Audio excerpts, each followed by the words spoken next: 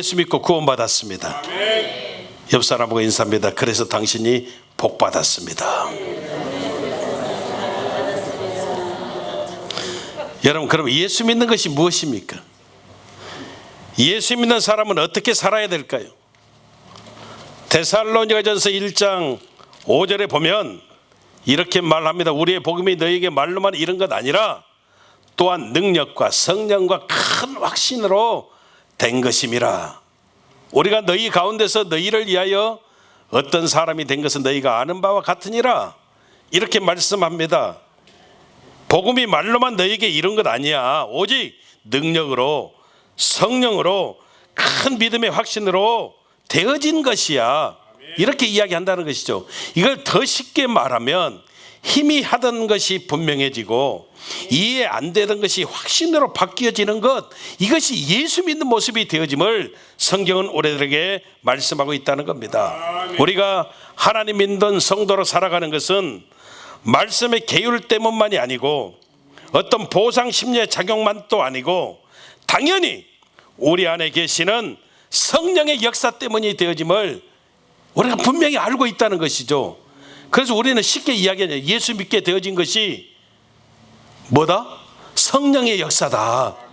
저와 여러분들이 예수 믿게 되어진 그 자체가 성령의 역사라고 우리가 고백한다는 것이죠.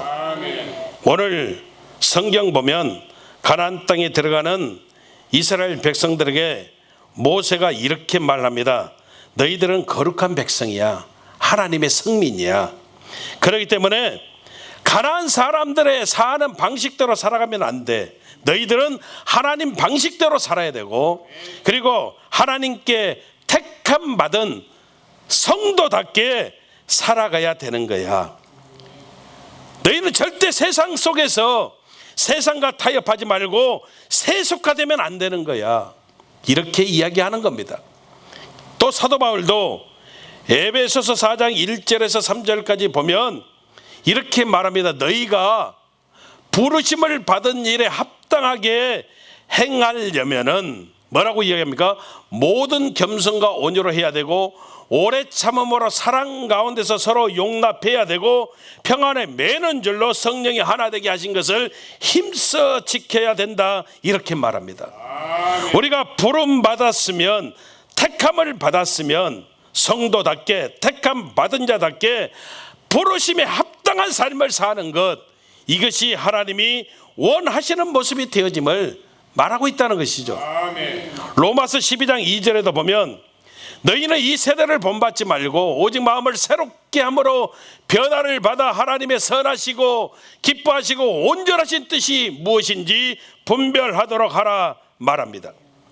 사도 바울은요, 갈라디아에서도 육체의 일은 현지하다고 말씀하면서 음행, 더러운 것, 호세, 우상숭배, 술수, 분쟁, 시기, 당짓는 것, 이 모든 것, 이런 일을 하는 사람들은 하나님의 나라를 유업으로 받지 못하는 거야.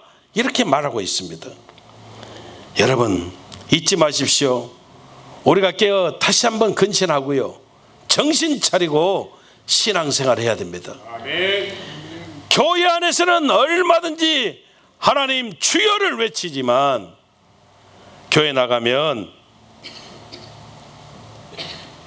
이런 외치며 공허한 메아리가 되어지는 삶을 살아가는 사람들이 많이 있다는 겁니다.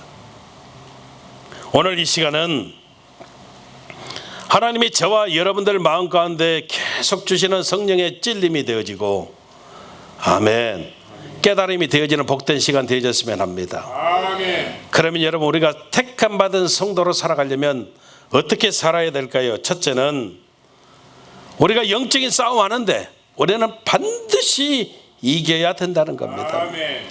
여러분, 영적인 싸움에서 반드시 이겨야 된다, 이 말을 다른 말로 하면 우리 안에 찾아온 모든 제약은 예수 이름으로 완전하게 박살내야 되고 예수 이름으로 물리쳐야 된다는 것입니다. 하나님은 이렇게 말씀하세요. 너희들이 가나안 땅에 들어가면 7 족속이 있는데, 이방 족속이 있는데 하나님이 그들을 너희 손에 붙여주실 거야. 붙여주신다는 게 뭔 말이에요? 그들과 싸워서 승리하게 만들어 주는 거야. 이 까닭은 오직 하나야. 창세기 15장에 보면 하나님이 아브라함에게 나는 이 땅을 내게 기업으로 주려고 너를 갈대아 우르에서 인도하여 낸 하나님이라. 아멘. 아브라함에게 약속하신 이 말씀을 이루기 위해서 가나안 땅에 들어가면 7 족속과 싸워서 그들을 다 내 손에 붙여 승리하게 만들어 주신다라고 이렇게 말씀하고 있다는 거예요. 그런데 이 약속이 이루어지는 것은 반드시 맞는데 너희들이 하나 해야 될 게 있어. 그것은 뭐냐면 그 땅에 들어가면 거기 있는 모든 이방 족속들을 반드시 죽이라는 겁니다. 여러분, 이 이방 족속을 죽이라고 하는 말씀은 모든 죄악은 반드시 물리치라는 겁니다. 믿으시면 아멘. 우리는 그리 생각합니다. 자비로우신 하나님이 어떻게 세상에 그렇게 잔인하게 죽이라고 하면 이해가 안 되기도 하지만 잊지 마십시오. 가나안 정복 전쟁은 하나님의 공의를 실현하는 영적인 전쟁이라는 겁니다. 더 나아가 이 가나안 정복 전쟁은 앞으로 우리 삶 속에 이루어질 죄와 사탄의 왕국을 섬멸하고 하나님의 나라를 건설하는 그 과정의 영적인 예표가 되어짐을 분명하게 우리에게 깨달음으로 가르쳐 주시기를 원하신다는 것입니다. 그래서 시편 기자 다윗은 시편 101편 1절에서 이렇게 고백합니다. 내가 하나님의 인자와 정의를 노래하겠습니다. 내가 하나님을 찬송하겠습니다. 고백하고 있습니다. 누가복음 7장 35절에도 보면 우리가 이해가 안 되고 그 뜻을 해석할 수 없다고 하여도 하나님은 뭐라고 이야기하십니까? 자기의 모든 자녀로 인하여 옳담을 얻느니라 이렇게 말씀합니다. 무슨 말입니까? 절대 우리는 어리석은 생각으로 판단이나 변론을 중지하고 하나님의 공의를 바라보며 하나님이 하시는 모든 일에 옳다함을 드리고 우리는 하나님만 경배하는 삶을 살아야 된다는 것이죠. 아멘. 우리는 잊어서는 안 됩니다. 여러분, 우리 삶 속에 찾아온 죄악은 타협의 대상이 아닙니다. 아멘. 반드시 우리가 예수 이름으로 물리치고 아멘. 박살내야 됩니다. 아멘. 우리가 지금 살아가고 있는데 정말 조용하게 아무런 별탈 없이 살아가고 있는 것 같아도 우리 배후에서는 지금 엄청난 싸움이 벌어지고 있음을, 무서운 싸움이 일어나고 있음을 잊어버리면 안 됩니다. 우리는 영적인 싸움하는 하나님의 군사들입니다. 아멘. 악한 원수 마귀는 끊임없이 저와 여러분들 인간성을 죽이고 가정을 파괴하고 교회를 파괴하고 일에 목숨을 걸고 있습니다. 그래서 성경은 에베소서 6장에 보면 우리의 씨름은 혈과 육에 대한 것 아니고 정사와 권세와 이 어둠의 세상 주관자들 하늘에 있는 악한 영들에게 대함이라고 이렇게 말씀하고 있습니다. 정신을 차려야 됩니다. 내가 지금 무엇에 도전을 받고 있는지, 나를 유혹하고 타락시키는 것이 무엇인지 우리는 분명히 알아야 됩니다. 악한 원수 사탄은 여러분 정말로 저와 여러분들에게 무섭게 유혹합니다. 그래서 우리는 정신을 차리고 여러분 잊지 마십시오. 죄는 예수 이름으로 물리치고 영적인 싸움은 반드시 승리해야 되는 것 믿으시기를 주님 이름으로 축원합니다. 두 번째, 우리가 어떻게 살아야 됩니까? 하나님 말씀대로 순종해야 이것이 성도의 삶이라는 겁니다. 하나님은 가나안 땅을 주시면서 이렇게 말씀하셨습니다.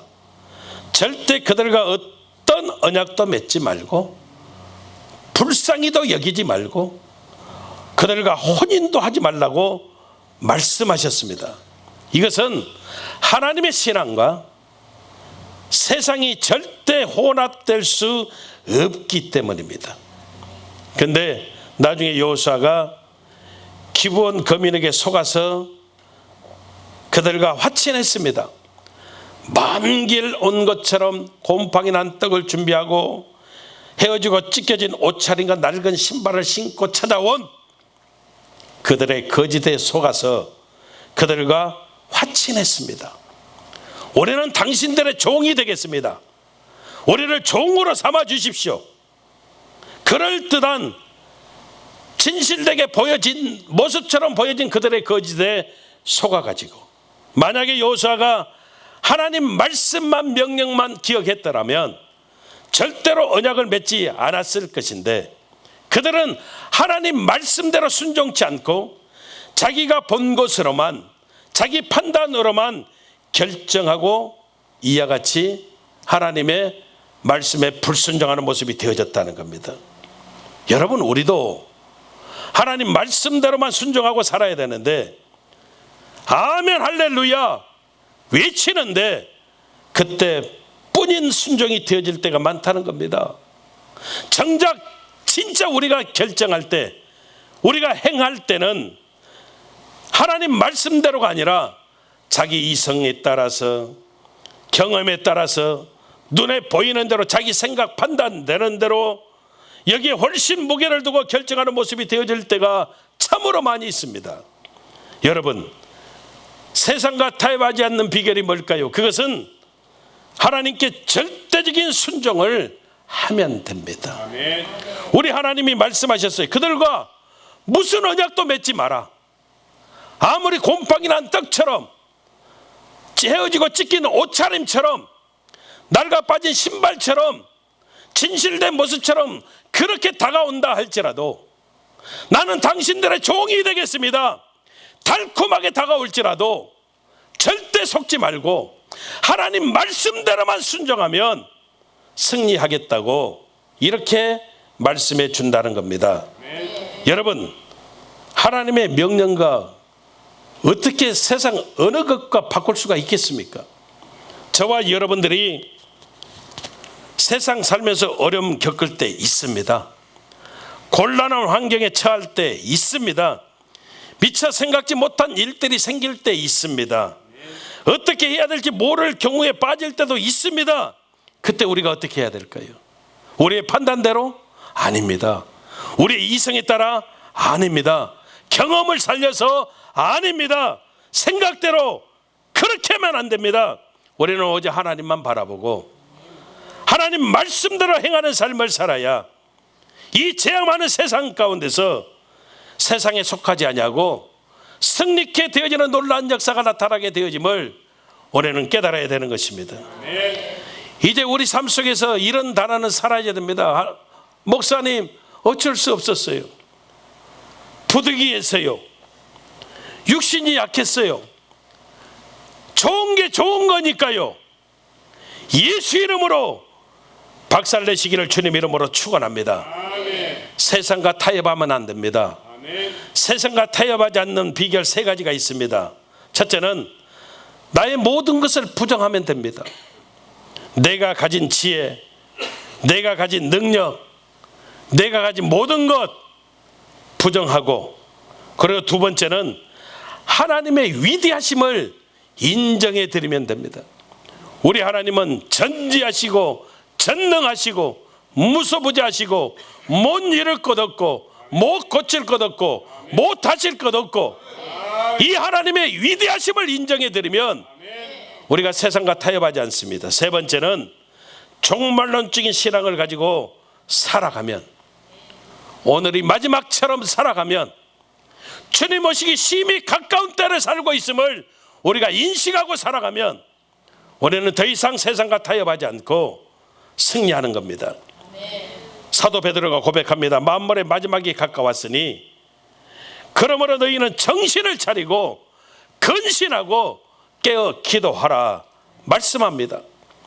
주의 강림이 가까웠기 때문에 우리가 길이 참고 마음을 굳건하게 하고 살아가야 승리하는 삶을 살아갈 수 있음을 성경은 계속적으로 말씀해주고 있습니다. 아멘. 여러분, 세상과 타협하지 말고 이제는 하나님 말씀대로 순종하는 삶 살아가시기를 주님 이름으로 축원합니다. 아멘. 3번째는 우리가 하나님의 자녀임을 기억하고 사는 것이 성도의 삶입니다. 아멘.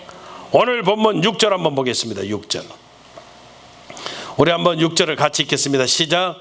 너는 야훼 내 하나님의 성민이라. 내 하나님 야훼께서 지상 만민 중에서 너를 자기 기업의 백성으로 택하셨나니. 여러분, 저와 여러분들 하나님의 성민이고 하나님의 백성 되어진 것이 엄청난 은혜고 축복이라는 것이죠. 하나님 백성이 가진 모든 특권, 하나님이 우리에게 주시는 권위, 하나님이 주시는 축복. 성경은요, 하나님을 사랑하는 자에게 하나님이 이 특권과 권위와 축복을 주신다라고 말씀하고 있고, 미워하는 자를 하나님은요, 오늘 성경이 말합니다, 반드시 진멸하신다라고 말씀하고 있습니다. 우리는 하나님의 은혜로 구원을 받고 살아가는 것을 반드시 기억하고 살아야 됩니다. 동시에 하나님 말씀대로 살아야 살 수 있음을 고백해야 됩니다. 성경은 말합니다, 절대 저와 여러분들이 혈통으로나 육정으로나 사람의 뜻으로 나지 아니하고 오직 하나님께로서 난 자가 되어졌다라고 말씀합니다. 그래서 고린도후서 6장 17절에 보면 너희는 그들 중에서 나와서 따로 있고 우리는 세상 사람과 구별이 되어졌고 우리가 하나님께 택함 받았다라고 하는 사실들을 분명히 말씀하시면서 부정한 것 만지지 말라, 이렇게 이야기하시는 겁니다. 우리는 세상 사람들이 뭐라고 하든 괜찮습니다, 여러분. 왜? 우리는 하나님의 성민이고 하나님의 택함 받은 자녀이고 하나님 섬기는 성도이기 때문입니다. 아멘. 다른 거 생각할 필요가 없습니다. 우리는요, 그들과 다릅니다. 아버지 하나님이 분명하게 말씀하신 것처럼 여러분, 우리는 그들과 뿌리가 다르고요, 아멘. 존재가 다르고요, 아멘. 종말이 다르고요, 아멘. 우리의 결국이 다르다는 겁니다. 아멘. 그래서 그들이 누가 뭐라 하든 상관이 없습니다. 조만간에 우리가 하나님 앞에 서게 되는 날, 그 모습만 우리가 사모하고 살아가면 아멘. 조만간에 하나님 앞에 서게 될 때 우리의 삶 속에 부어주실 그 어마어마한 하나님의 약속의 유업들을 바라보고 살아갈 때 아멘. 우리는 승리하는 겁니다. 아멘. 세상 사람, 여러분, 우리 부럽지 아니해도 상관없다니까요. 세상 사람 우리를 조롱해도요 상관없다니까요. 우리 찬송 하나 할까요? 세상 사람 나를 부러워 아니하여도.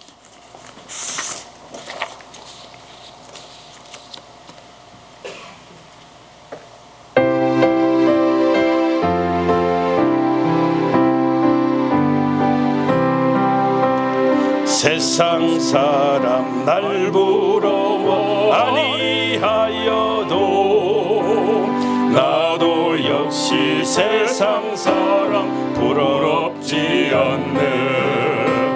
하나님의 크신 은혜 생각할 때에 할렐루야 찬송이 저절로 나네.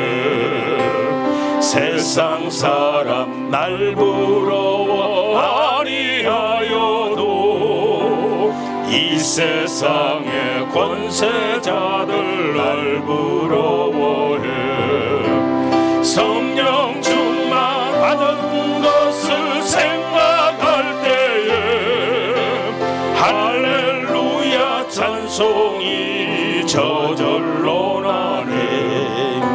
세상 사람 날 부러워 아니하여도 나도 역시 새 영화 부럽지 않네.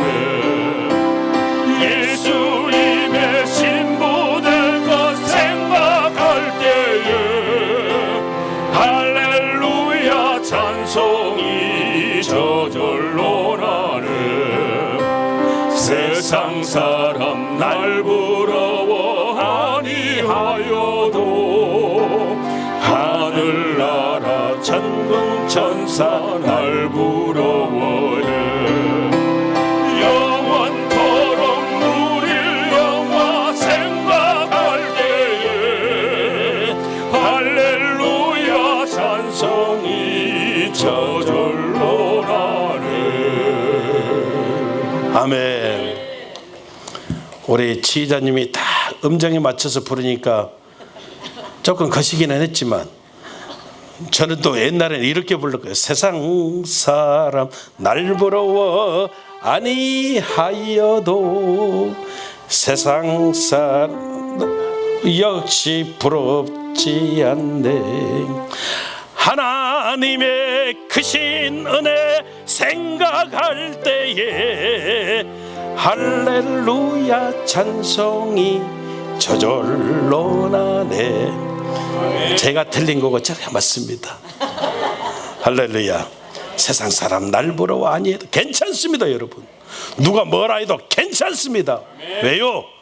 우리가 뿌리가 다르고요, 존재가 다르고요, 아멘, 종말이 다르고요, 심판이 달라요.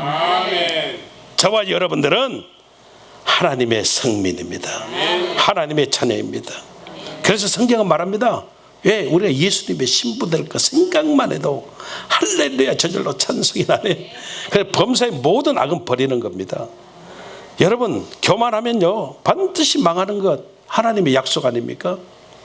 하나님의 심판이 있는지 없는지 그렇게 여러분 살아가면 안 됩니다. 하나님의 심판은 반드시 있습니다. 하나님 심판의 맷돌이 서서히 돌아가고 있다라고 그러잖아요.